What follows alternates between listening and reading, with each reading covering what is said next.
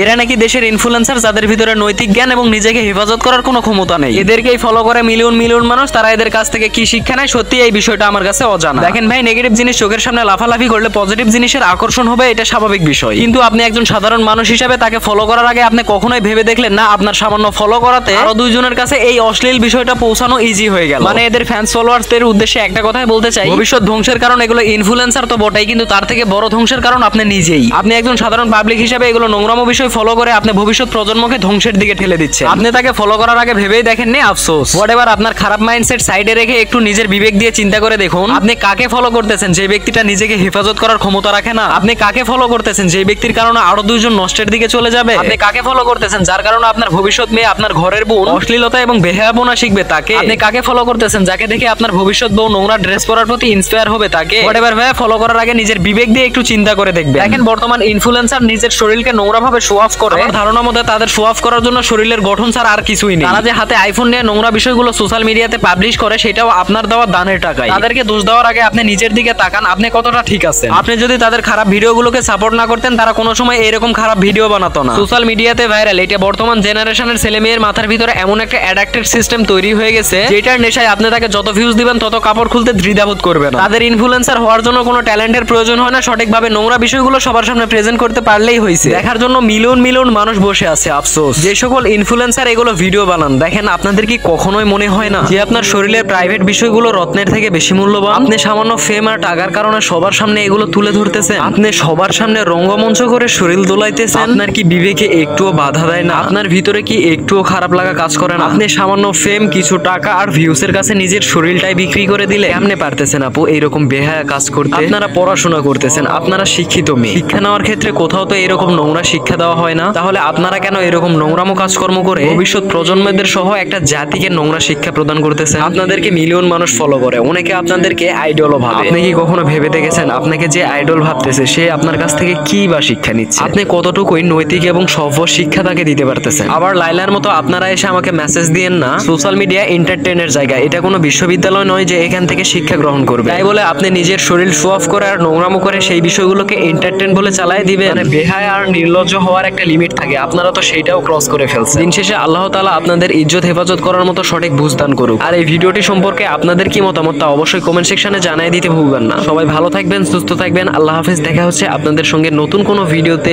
আসসালামু আলাইকুম।